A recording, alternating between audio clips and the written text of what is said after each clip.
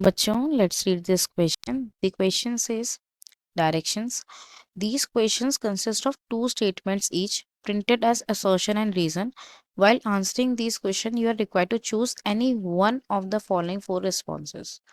तो वो कह रहा है कि यहाँ पर हमें इस क्वेश्चन में दो स्टेटमेंट दे रखी है और उनको असर्शन और रीजन जो है वो दे रखा है। हमें इस क्वेश्चन को आंसर करते हुए कोई भी एक जो ऑप्शन है करेक्ट वो उसको आइडेंटिफाई करना है।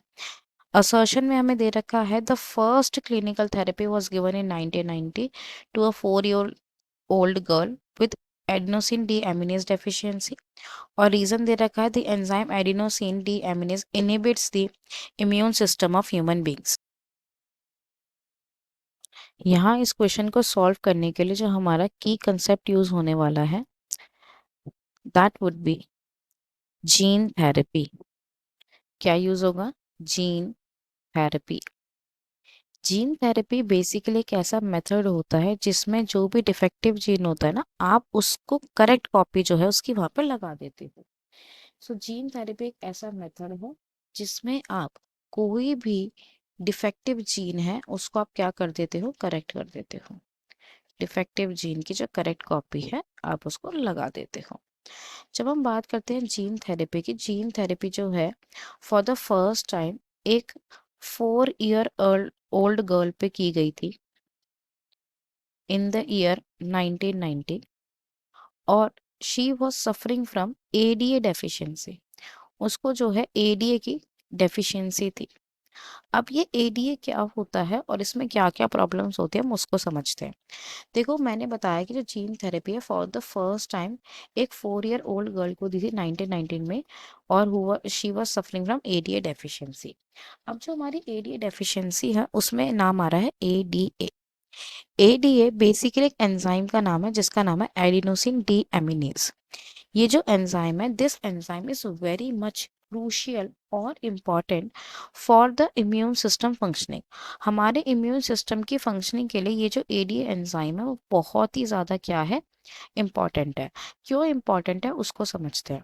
देखो, इम्यून सिस्टम के लिए जो लिम्फोसाइट्स है उनका बहुत इंपॉर्टेंट रोल आता है। तो ये जो हमारी एडीए होती है ये क्या करती है? ये जो हमारी एडीए है ये लिम्फोसाइट्स के प्रोलिफरेशन में हेल्प करती है। लिम्फोसाइट्स के प्रोलिफरेशन में हेल्प करती है जिसकी वजह से आपको इम्यूनिटी मिलती है एक तरीके से। ठीक है। तो अगर जो हमारी ये जो गर्ल थी उसको एडीए डेफिशिएंसी थी तो उसके अंदर क्या हो रहा था? जो आपका लिम्फोसाइट्स का प्रोलिफरेशन है वो नहीं होगा और लिम्फोसाइट्स का प्रोलिफरेशन नहीं होगा तो जो आपका इम्यून सिस्टम है वो काफ़ी ज़्यादा क्या हो जाएगा? वीक हो जाएगा। इम्यून सिस्टम जो है वो ठीक से वर्क नहीं कर पाएगा। क्लियर हो गई इतनी बात? तो आइए देखते हैं इस क्वेश्चन का करेक्ट ऑप्शन क्या होना चाहिए। फर्स्ट में सर्शन में उसने क्या कहा? The first clinical gene therapy was given in 1990 to a 4 year old girl with adenosine deaminase deficiency. ये स्टेटमेंट क्या हो गई हमारी? करेक्ट है यानी कि ट्रू है। ठीक है।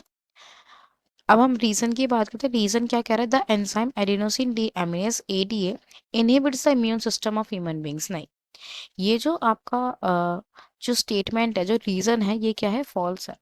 जो हमारा एडी है वो इनिबिट थोड़ी ना करता है। वो तो जबकि इनिबिट करने के बजाय वो स्टिमुलेट करता है हमारे इम्यून सिस्टम की फंक्शनिंग को।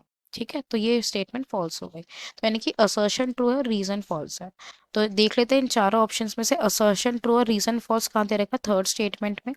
तो इस क्वेश्चन का जो हमारे पास करेक्ट आंसर आ जाता है that is option C. I hope you understood it well. Best of luck.